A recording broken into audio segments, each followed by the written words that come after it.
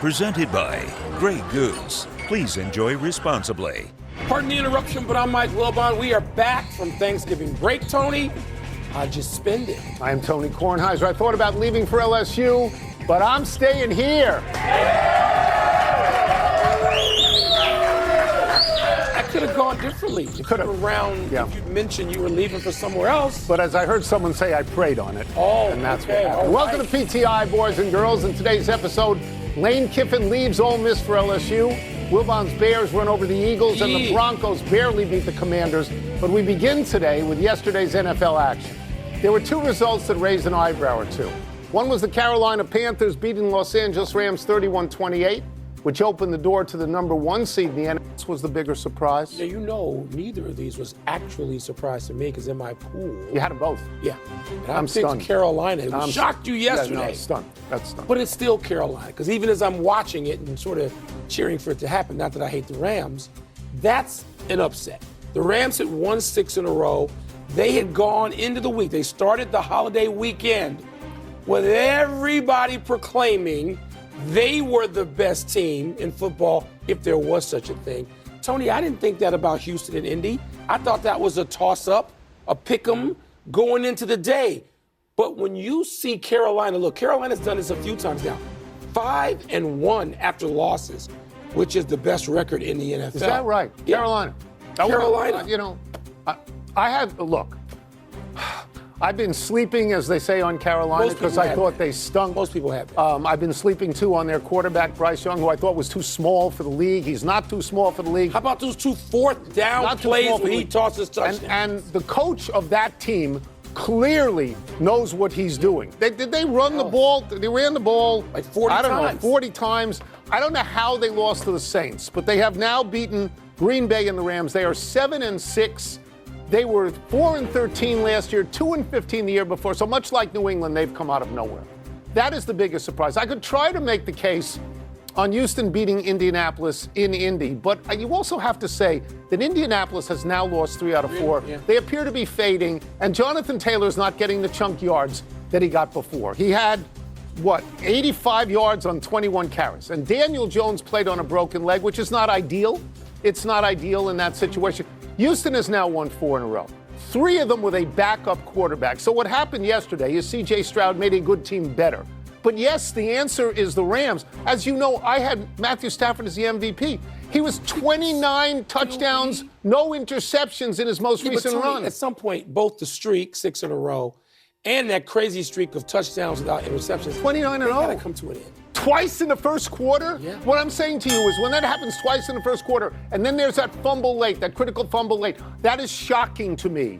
I expected them to win. Expected. Nobody in this league this year is so good that we just presume correctly that they just keep winning. No.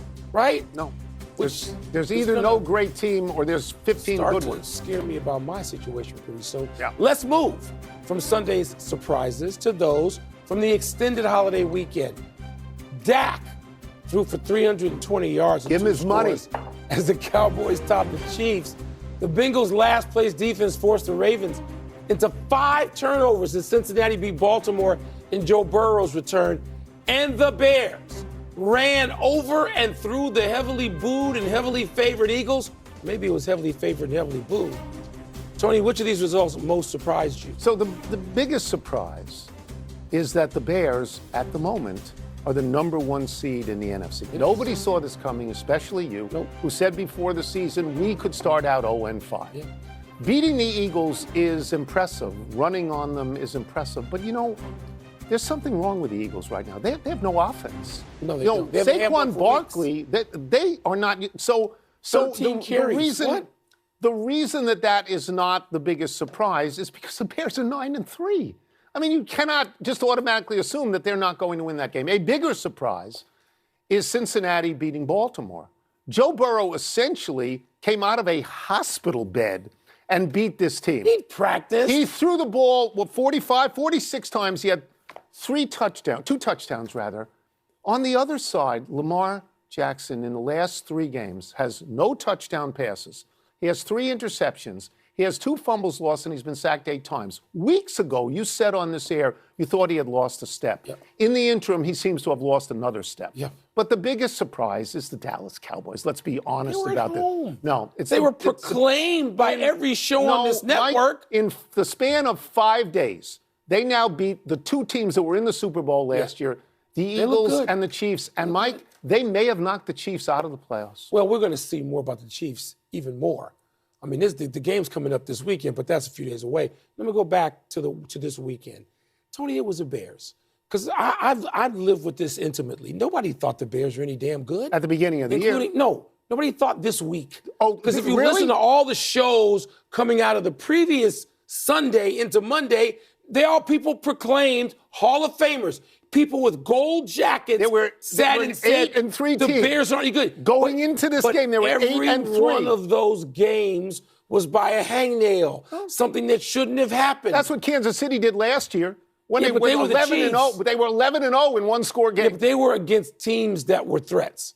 The Bears have beaten some last place. You're just promoting the Bears because they're your team. Look. I'm scared about this whole thing. Of course you are. Because it seems like it was scared just they're going paper. into Green Bay. You're scared. They went into Philly and kicked they did. their they did. what. They did. And that was great. So I don't want to hear about Philly's offense. We ran through Philly's defense. I just want to talk about Dallas for a second. I think you give them short shrift. When Jerry Jones dumped Micah Parsons, everybody in the world said they won't win another game. He has destroyed the team. You, among others, and everybody said it. Well, Jerry traded for a couple of defenders, too. He did. And now their defense, while not great, is adequate. And their offense is more than adequate because Dak Prescott throwing to C.D. Lamb and George Pickens, that's a threat every place on the field. What if they beat Detroit this week? What if they go through those 3 teams in a row? What would you think then? I'll be shocked. They would threaten the Eagles for the division, and I'd be shocked at that. Let me just start saying stuff now. Since every other network show just sits around proclaiming crazy stuff all week long, usually starting on Monday, let me proclaim something.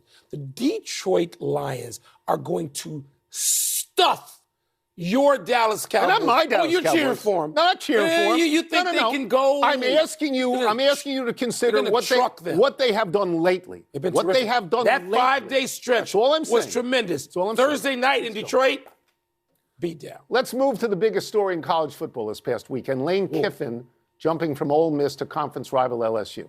Ole Miss is 11-1 and surely headed for the college playoffs. Ole Miss has barred Kiffin from coaching this team in the playoffs, even though Kiffin publicly said he wants to. Ole Miss has said, tell it walking, pal.